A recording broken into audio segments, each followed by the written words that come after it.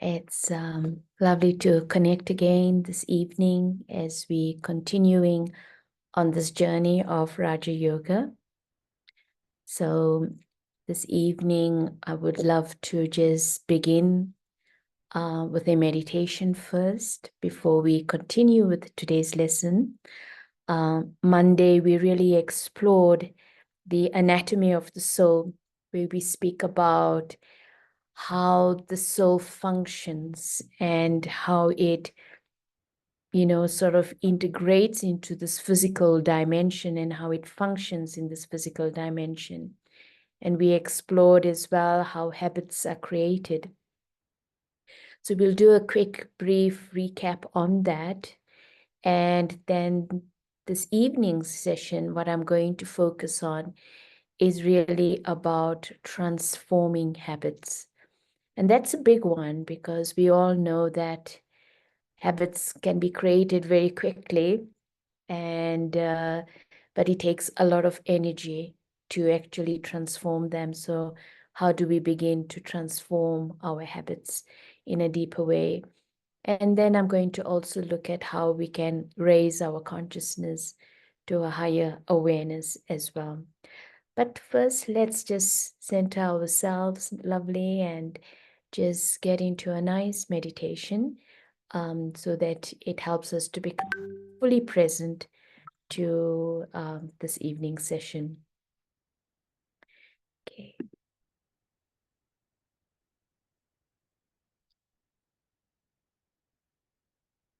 So once again, I'm going to invite you to focus on this point of light in front of you as a point of focus for the meditation, as we explore the inner self as a point of consciousness.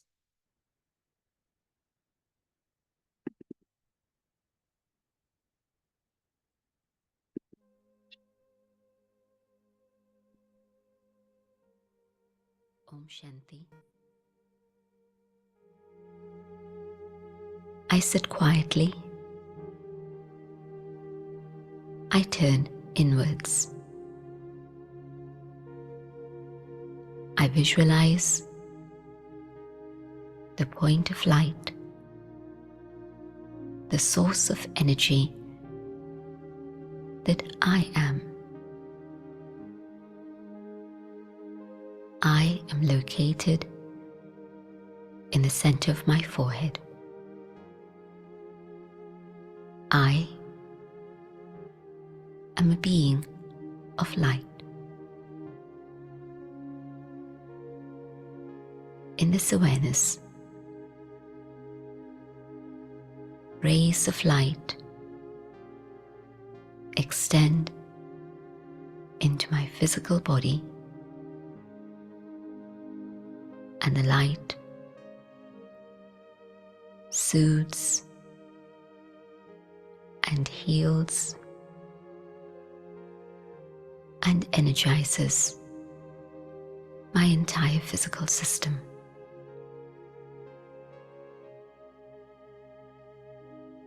The body becomes calm and relaxes. All the tension melts away,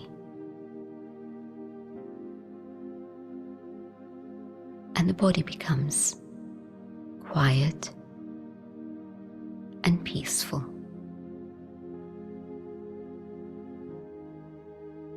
And now my mind becomes free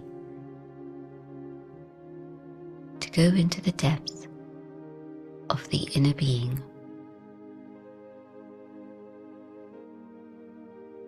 Already,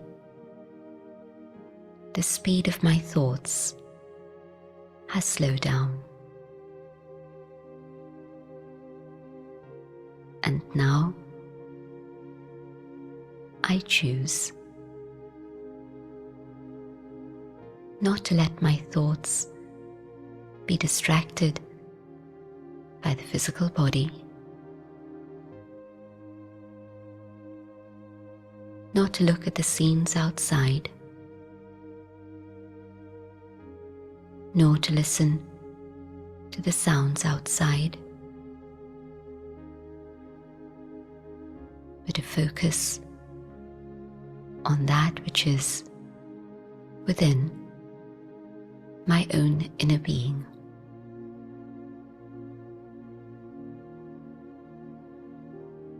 I can feel peace within myself.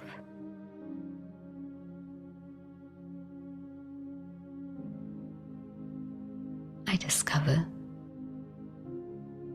I am peace.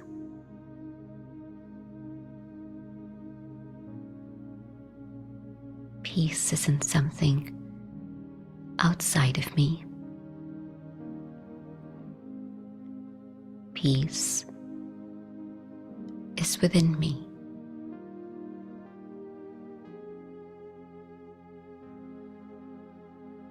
I can savor the sweetness of the feeling of peace.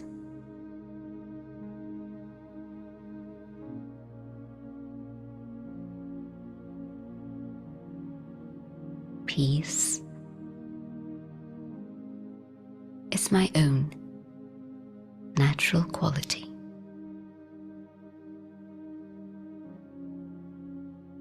This is how I used to be.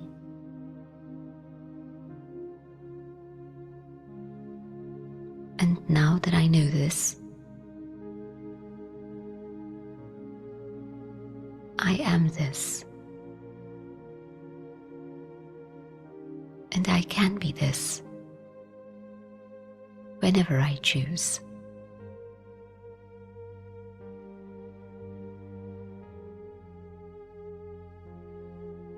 In this awareness of peace, the vibrations of peace extend into my entire physical system.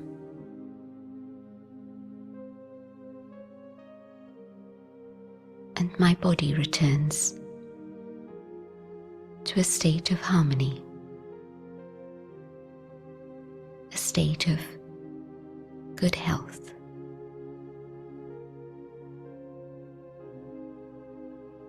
The vibrations of peace spread out into the room, and from this room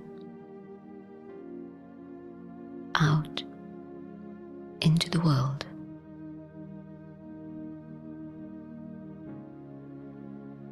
And with every thought of peace, I make a contribution towards peace in the world.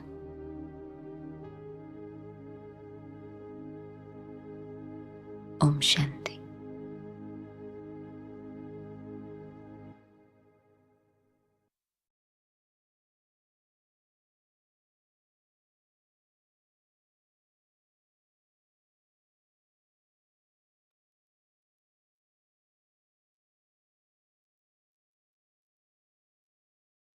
So a reminder again of this word Om Shanti. I am the eternal being, Om. I am that consciousness, soul. And Shanti, Shanti means peace, Shanti means stillness. And it implies that the original nature of the self is of peace. And so the journey of meditation is actually returning to this original core self, which we have forgotten and in some ways which we have suppressed as well in order to so-called survive in this world. But as we begin to reconnect with this deeper essence, we begin to realize as well that this peace that we are truly is not just a good feeling. It's not just an emotion or a feeling, but it is a power. Because from that peace, which I am, emerges love, the capacity to give. From that peace that I am, emerges my capacity to be creative, etc. So the more I reconnect with this essence, the more I am reconnecting with what I truly am and what the power is within. So I hope all of you have been practicing a little bit, okay? So if any of you would like to share, you can unmute yourself and just share how the practice is going. Whether you're trying the morning meditations, whether you're trying to journal in the evening, checking on your soul conscious practice, are you trying out the SOS?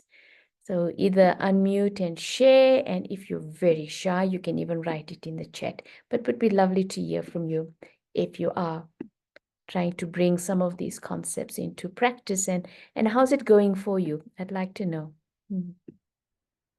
So anyone, it would be lovely.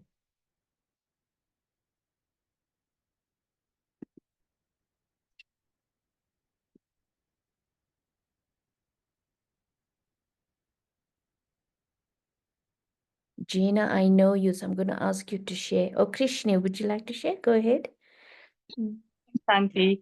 So I have been trying it, and especially that being aware of, I want to say my growth points, right? These points of fear or anxiety that are there. And within 2 days, I've seen a huge difference, a really big difference. No. I've been doing the SOS where I stop, observe when the thought arises, and then steer in the next direction, and I'm replacing the negative thought with another, or an anxious thought with another thought. And I can see the difference. It's almost like instantaneous with the change. Wow. Wow. Great. Thank you for sharing that. No problem. Thank you. Anyone else would like to share?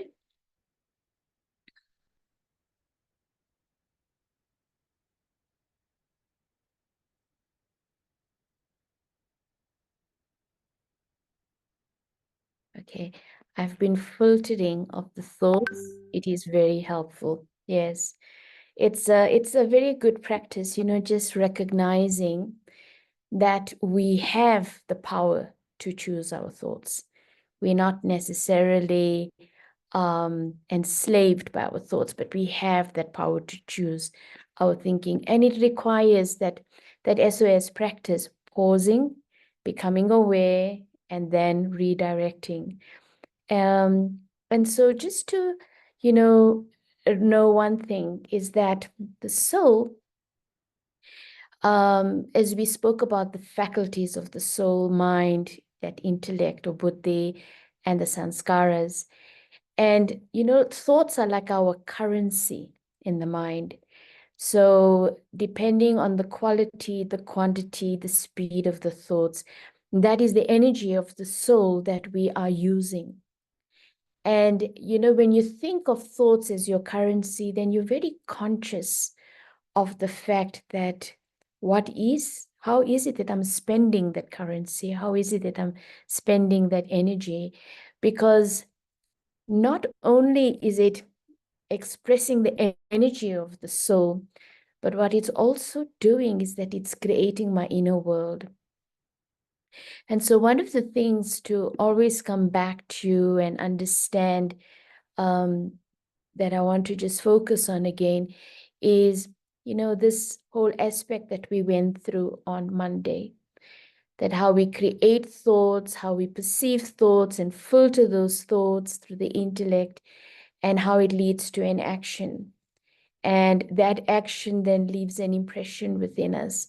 So to know that our thinking is habitual and our responses to life is also habitual. And if I keep, acting from the same habit, then I keep getting the same result. So a very nice saying is that if you always do what you always did, you will always get what you always got. And that's it. We end up in a cycle, because, I'm creating a certain pattern, I'm acting it out, and I'm creating the same pattern again and acting out.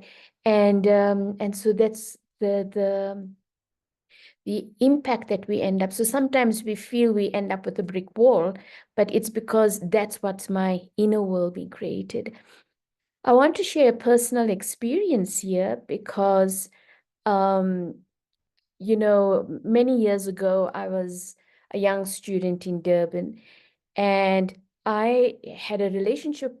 There was one person with whom I just couldn't get on. It was like we'll be in the room for 3 minutes and like World War III breaks out with this person.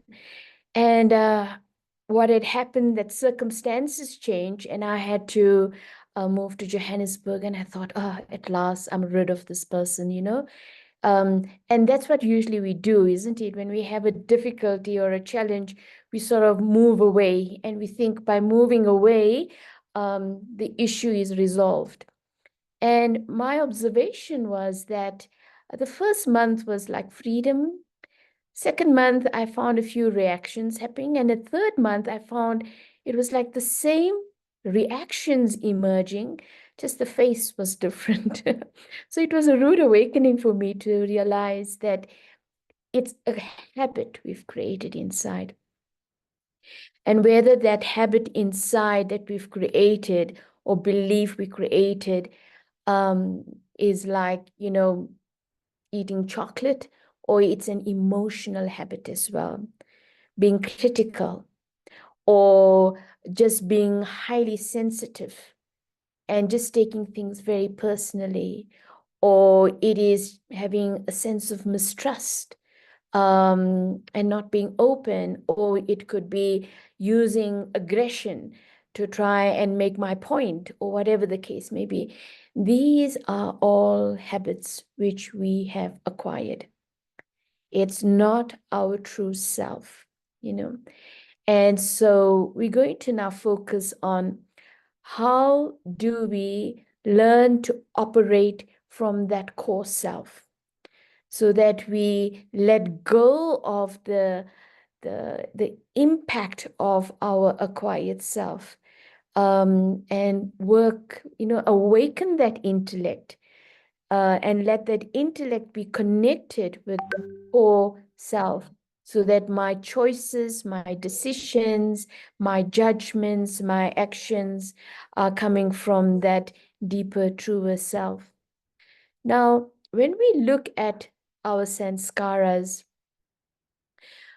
I always like using the image of an onion. Because when we're talking about transformation of deep-rooted habits and beliefs, those sanskaras, to recognize that there's a core self. I am love, peace, purity, power, and bliss.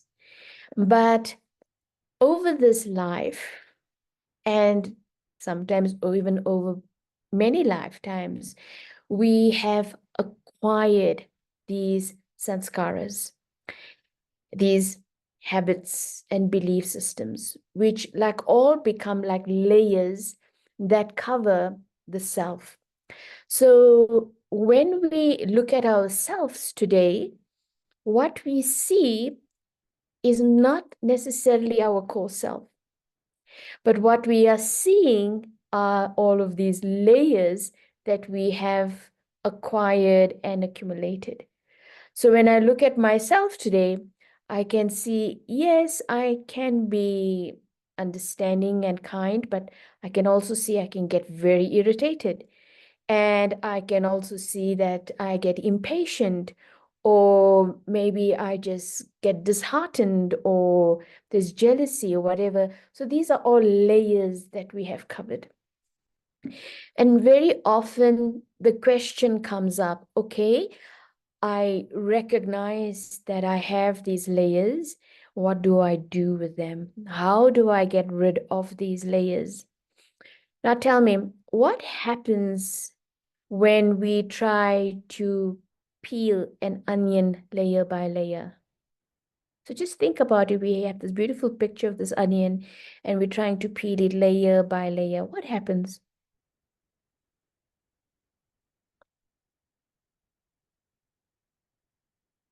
Anyone? Those who cook. Exactly, Reshma, we cry. As we try to peel off layer by layer, we cry because it becomes a very painful process. I take off this layer and there's another layer that I find inside. And then I take off that layer and there's another layer that I find inside. And so in the spiritual journey, we don't focus or give our energy to these layers. I recognize them. I understand them. I'm not in denial of them.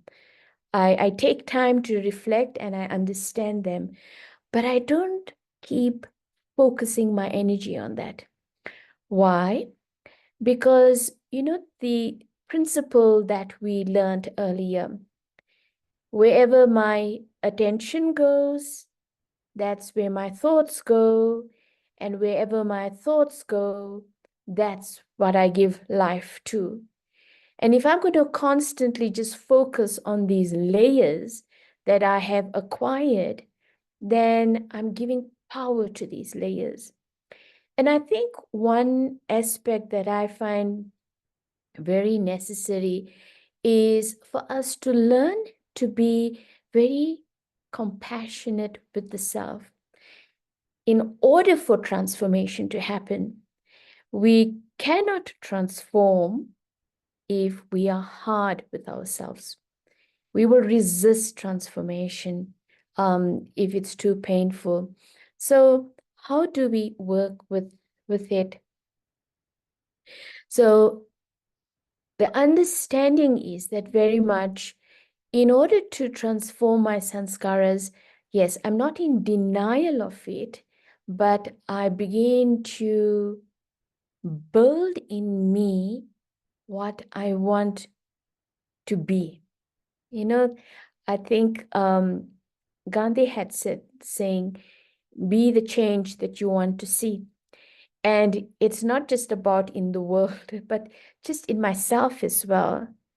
Irrespective of all the layers I have, the inside out process is let me give focus and energy to what I want to be. It's a bit like, imagine you have a vessel that has dirty water. And to try and get rid of that,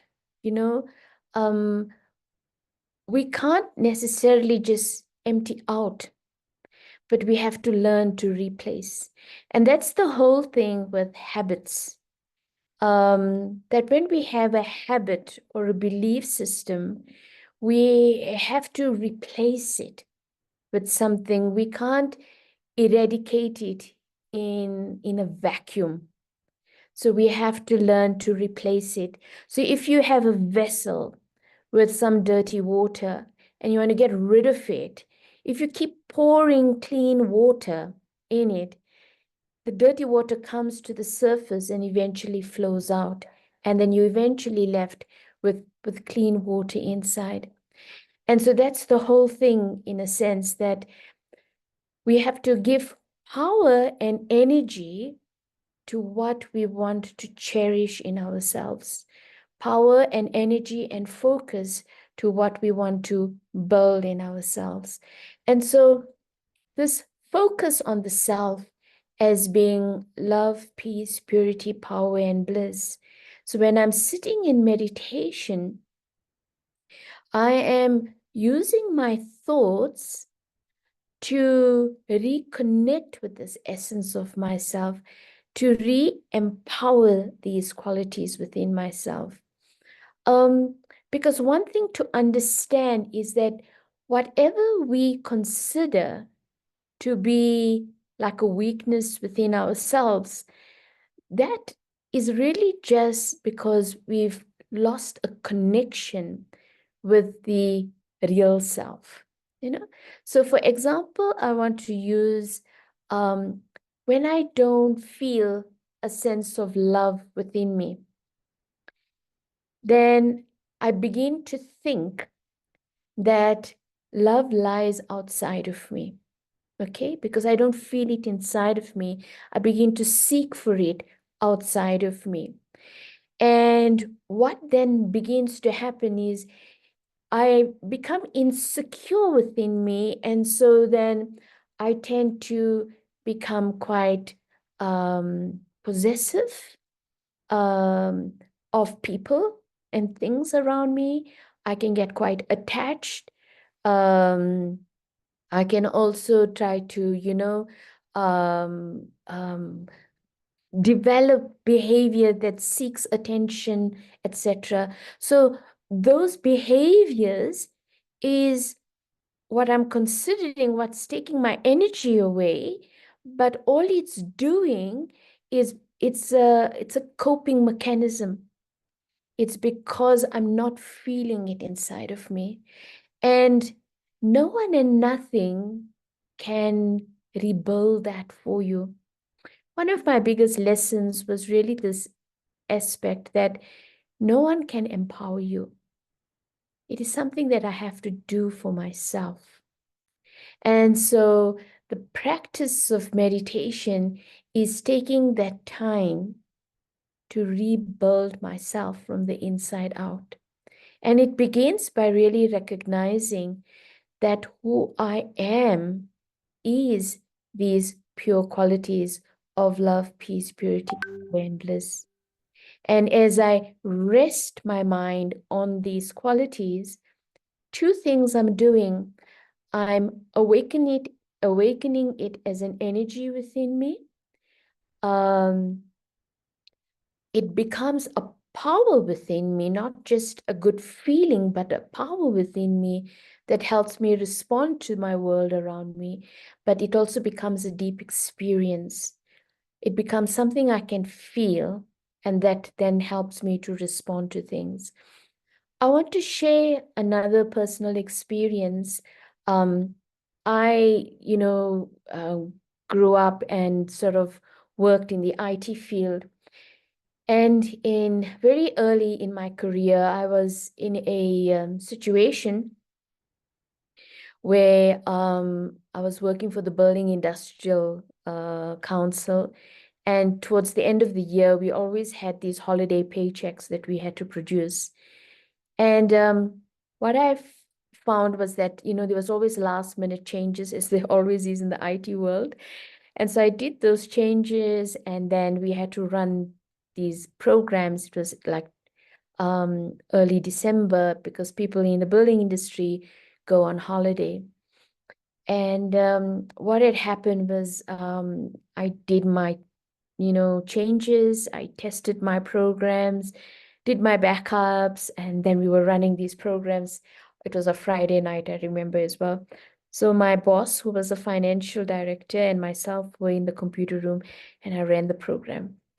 And like after 5 minutes, it crashed. And I said, doesn't look too bad. It looked like a small error. So I quickly went in the background and changed it, and we ran it again. And then this time, after about 15 minutes, it crashed. By now, my boss was like looking for her cigarettes and was very anxious. And I had been meditating already for a few minutes, a few years by then. But in that moment of crisis, I surely couldn't tell her, hey, I need to meditate a little bit now, Of course, I was feeling the anxiety, and I could feel the anxiety from her as well. But I knew that I had to stay focused and concentrate and not to panic. So I just told myself, Pratibha, stay peaceful. That's all I told myself. Just be peaceful.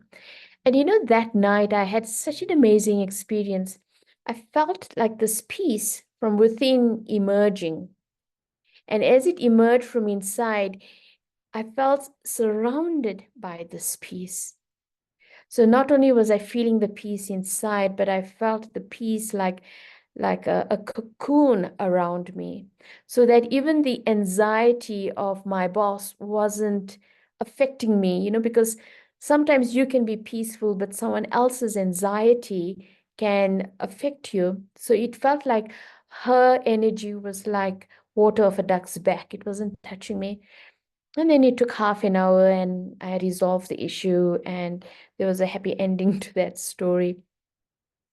But I always like sharing this because this is what meditation is doing.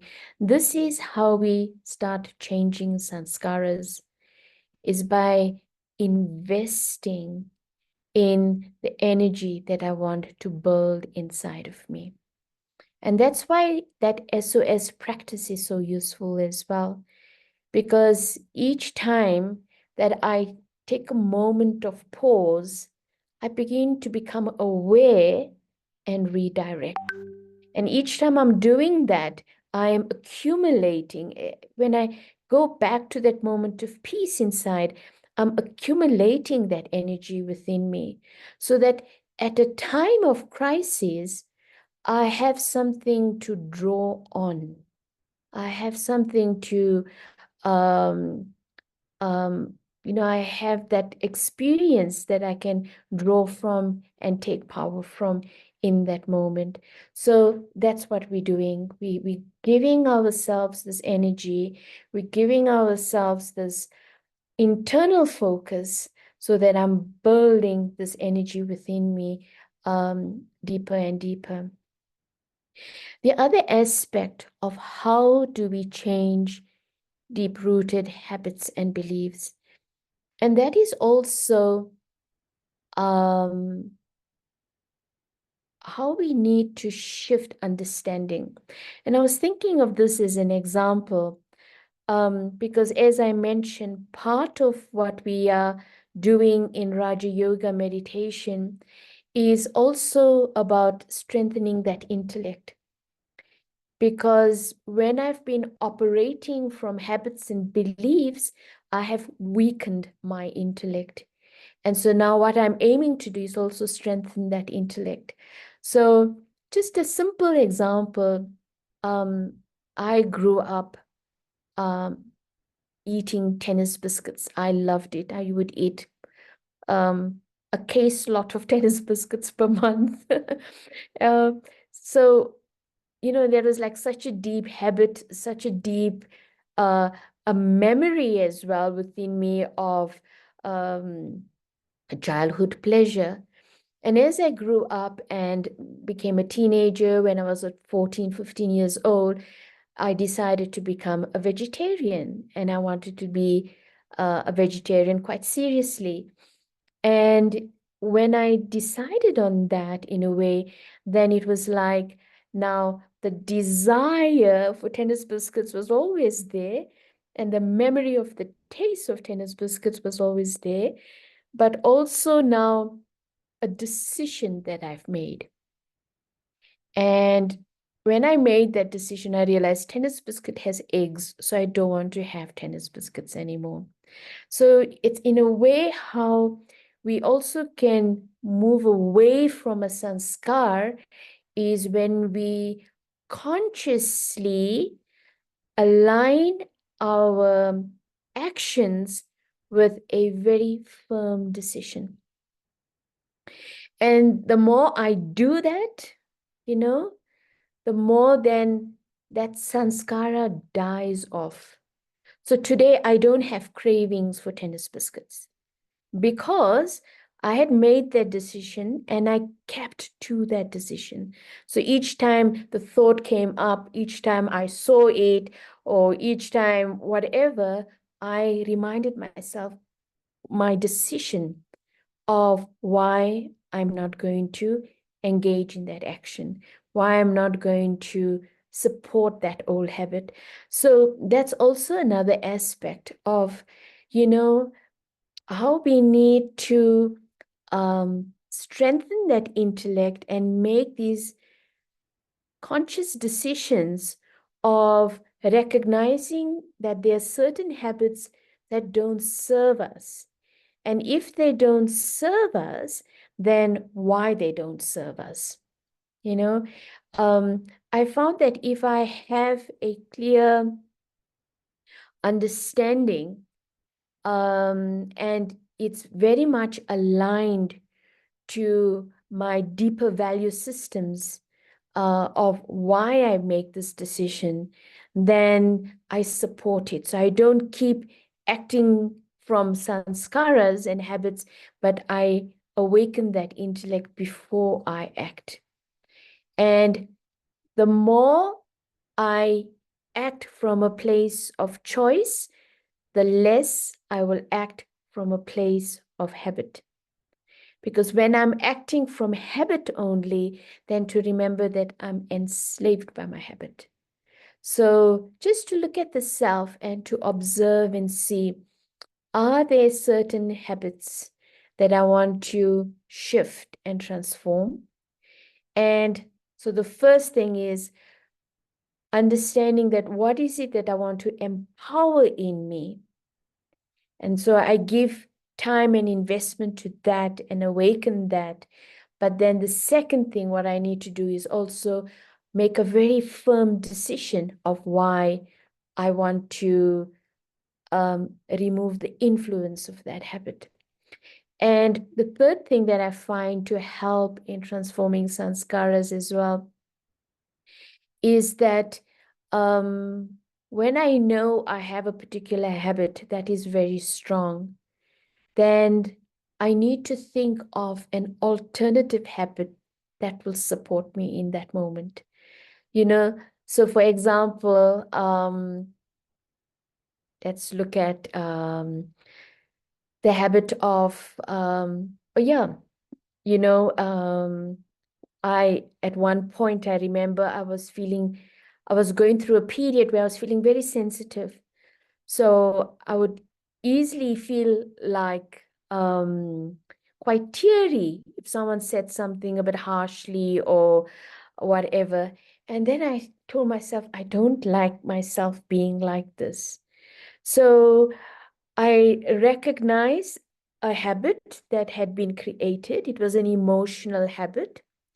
And whatever the reasons why it got created, I was in my late teens, or I was, going through a period where I was a lot of change in my life at that stage, whatever the case may be, that I felt very vulnerable and that led to that habit. But I realized that that's not who I am and that's not who I want to be.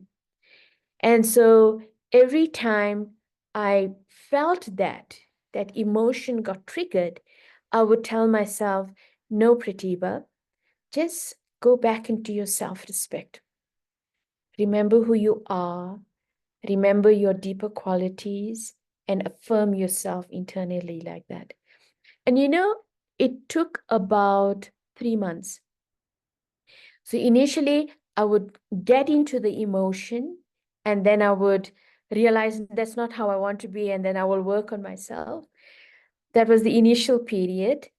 Then the second phase that I went through was I would find while I'm feeling emotional, I would remember that this is not what I want to do, and I was able to shift it. And by the third month, it happened where I would look and say, that was a potential opportunity to feel sensitive, but I didn't.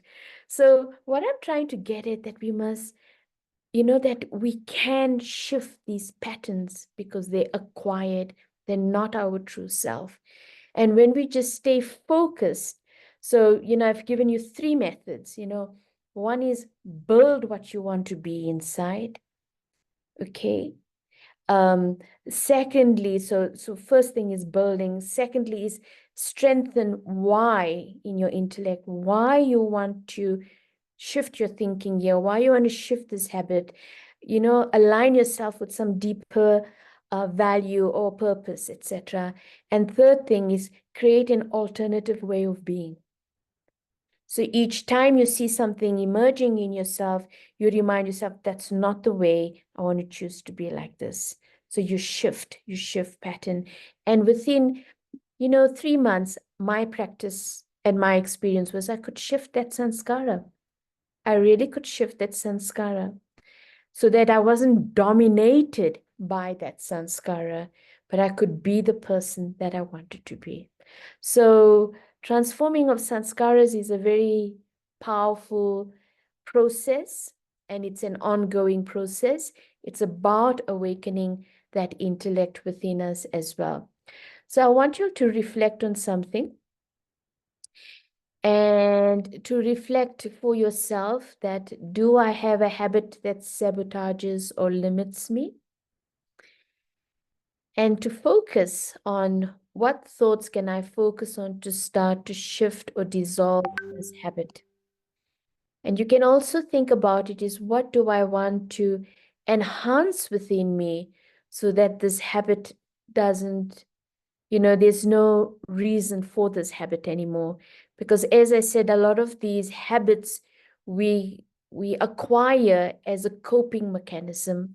But if I feel a deeper sense of inner security or peace or wellness in that regard, then this habit naturally falls away. So reflect on that a little bit. I want to now just shift our whole focus to something a little bit deeper, taking it one step further. And that is that, why is it that we create all of these sanskaras? And what's the bigger play that is unfolding in all of us? To help us, when we did lesson 1, we spoke about, it's not just about learning to think positively, but it's also about creating elevated thoughts that are very deeply embedded in a spiritual awareness. So the first awareness that we created was the awareness that I am a soul, I am consciousness, and I am not a body. That was the first awareness that we were introduced to. And that the soul itself is eternal. But this soul that I am, I can perceive, and within the consciousness of the soul, there's different levels of comprehending or relating to reality within the soul. So we refer to it as the 3 worlds. And what we begin to see, that all souls, we all come from a world of light, a non-physical world called the soul world. It's a world or a dimension, call it more of a dimension, where the soul is in a state of being of absolute stillness. Like a seed, I hold all potential, I'm still, but there's no expression or experience, but the soul is in that stage of total peace and silence. It's a dimension of really just no change. And then between the soul world and the physical world is what we refer to the subtle world. And this is an intermediate dimension of light, which is also beyond matter, but it's the world of energy. And it is a place or a state of consciousness where we are able to experience our subtle form of light, which is pure and carefree and light in character. And it's in a way, to just understand this in a way, when we look at the atmosphere, we cannot see the droplets of water, right? So imagine the blue sky. But when these droplets of water gather together, it forms clouds. And when those clouds become heavy, it becomes actual rain, which comes onto the physical world, which actually comes onto the land. So in a way, like the soul world is that subtle energy where it's absolutely pure, it's still, where the soul exists just as a seed of consciousness. And the subtle is where there's actual movement of energy, but it's still very subtle. It's like thoughts gathering energy and power. And as thoughts gather energy and power, then they begin to manifest in the physical world. So the soul comes as a tiny star, and it comes into this physical world. This physical world is like a drama stage, you know. So just think of it like this. The physical world is a drama stage. It's got the camera, the lights, the action. It's the perfect environment where the soul takes on a physical body. So I, the soul, come into this drama, into this life, into this world. I adopt a body. And I need a body to begin to, number one, create thoughts. I need a body to begin to express my qualities. I need a body to act. I need a body to experience as well. So the soul comes in, it's like an actor. It's an actor on the stage, and it comes to express itself. Now, when it comes into this physical world, then it uses the senses to engage with the world. And therefore, what happens is that I begin to become the partier.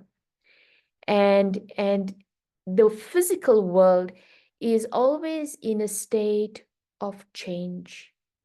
It's never constant. And so because I come into this physical world, I get influenced by this environment of constant change. So why do we begin to create this awareness? It's simply because to recognize and realize that this is not my true home.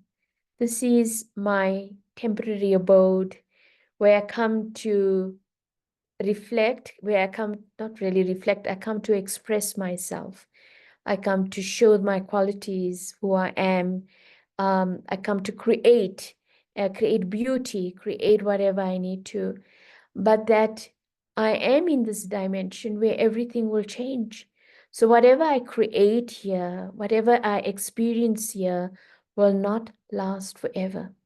I am in this dimension where there is constant change.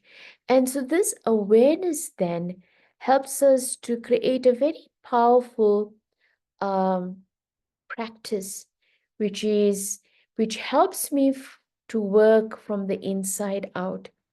And that is about being a detached observer. Now, detachment doesn't mean I don't care and I don't love and I don't show any form of empathy or understanding. But detachment really means that, number one, I learned to witness life without losing or wasting my mental energy on issues and events over which I have no control and that are not important to me. So I keep a healthy perspective. I don't get too entangled in a situation, but I keep a healthy perspective of where I am at and where the situation is, and what I have control over and what I don't have control over, and where I need to step forward and where I need to just let be. So detachment allows me that. Secondly, when I, step back and see things, it offers me a greater picture. And that greater picture then enables me to make a more informed choice and decision. And that's what detachment helps me with. It gives me a bigger picture that then helps me to respond with greater awareness. Because when I get too entangled into something, I lose perspective and I can't make an informed decision. Third thing is that the spiritual detachment helps to keep my emotions in check and bring forth all that is good within ourselves. You know, unhelpful emotions, emotions lead to me losing perspective. What it does, it exaggerates everything. The example I always like using is, you know, when you watch a cartoon, everything is exaggerated. Nothing is really real there. Um, you know, just think about Tom and Jerry, for example, for a minute. Everything becomes so expanded. And that's what emotions does. Emotions makes things bigger than what they actually are. So I'm able to, through this practice that I'm just an actor, this, what is happening around me, is a stage, it's a drama, and it will pass. It will not last forever. It's in a constant state of change. I need to just play my part right now. It just helps me not to get entangled with my emotions as I keep that practice of being a detached observer. And the last thing is really this thing of returning to soul conscious state easily and quickly, knowing who I am. I'm not the body, I'm not the role, I'm not the part, but I'm a soul. I'm a soul, I'm eternal, I'm consciousness. And I think what it always helps me with, in a way, is that in moment to moment, it always gives me the space. So again, that SOS practice, when I stop and I observe, I create space. And in that space, then I always can ask myself, okay, what is my response? And how do I want to respond? So that's how we begin to see that how this spiritual detachment begins to work when I begin to actually see the world as a stage and remembering that I actually come from a world of silence. I come from a world of light, and that I'm just here temporarily to play my part to whatever the moment asks of me at that time. Okay, so I've shared quite a bit of information this evening. And if there's any questions, I'm happy to take a few questions. Otherwise, we can have some meditation together. Please feel free to unmute yourself if you'd like to ask a question, or otherwise also to write it in the chat if you prefer.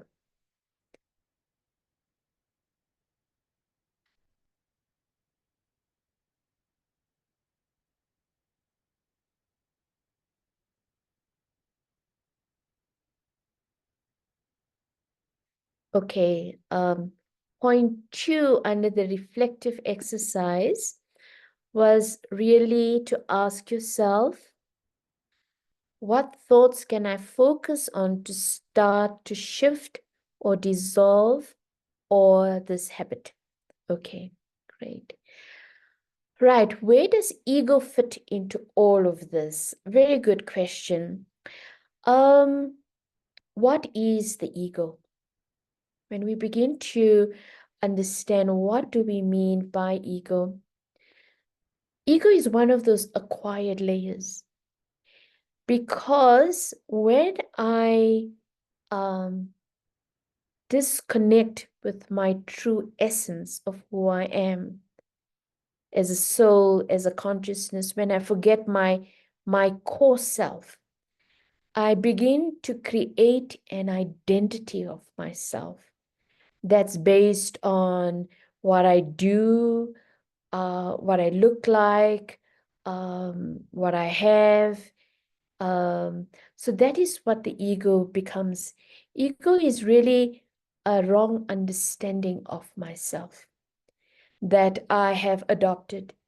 And as a result of that, I begin to relate to others around me on the basis of that false identity that I've created of myself. So it's like a misplaced awareness of myself. I forget that I'm here, just to express love, peace, purity, power, and bliss. And I begin to create a false identity of the self. Okay, great. Any other questions that there may be?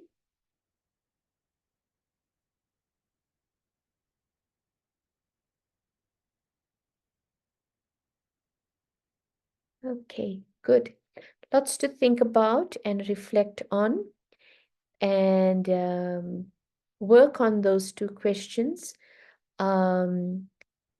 as you begin to look at your habits and release and return to the core self, building your core self, because that's building your true self.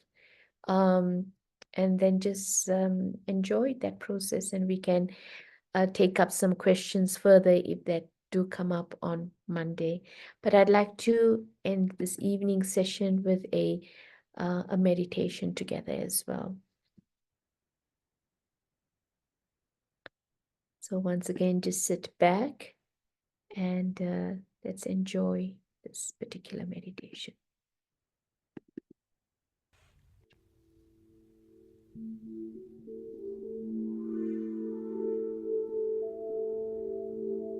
Once again, withdraw your attention from everything around you.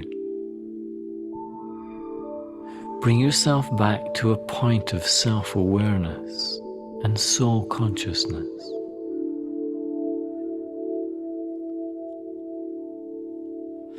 Now explore the faculties of your consciousness to see how they work together. Create a simple thought in your mind. Just one thought. Now focus on that thought. Concentrate on that thought.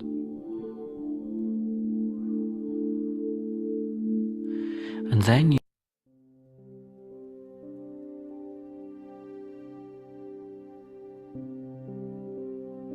sit in a comfortable but alert position wherever you are right now. Imagine your whole body is surrounded by a shell of subtle light.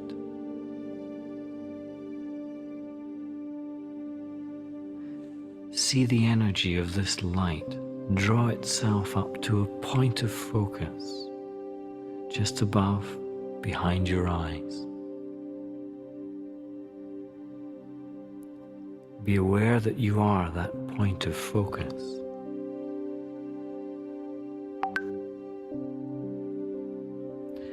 Just as you might stand absolutely still as you look through the windows of your home onto the countryside or the street below, look through your eyes now as if they were your windows. Be aware that you are not your eyes. You are the still point of awareness.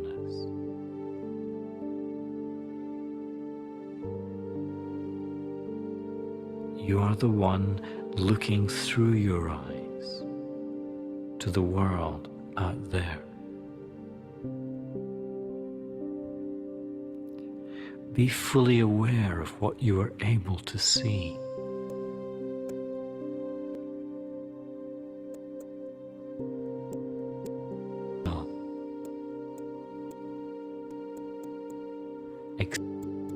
To hold the whole.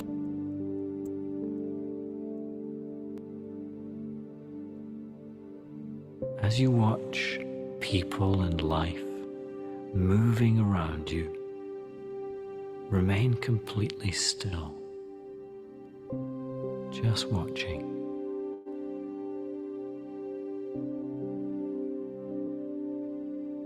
Then, in one split second, narrow your awareness to one small detail in that scene.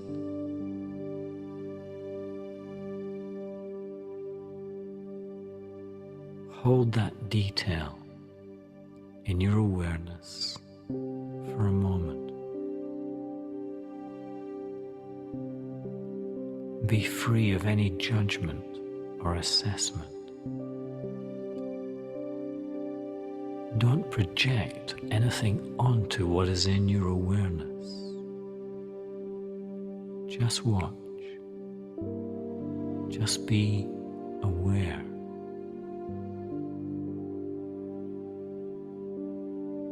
Then expand your awareness to hold the whole room once again, remaining absolutely still behind the windows of your eyes.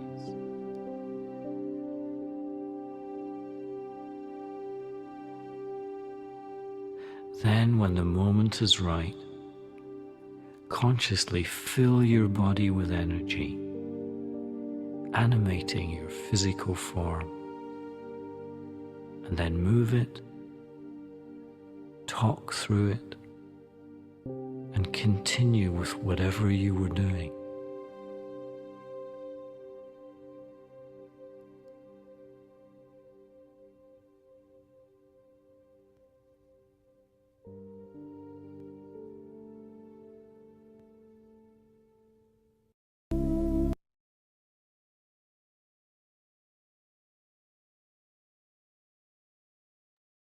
Thank you, everyone.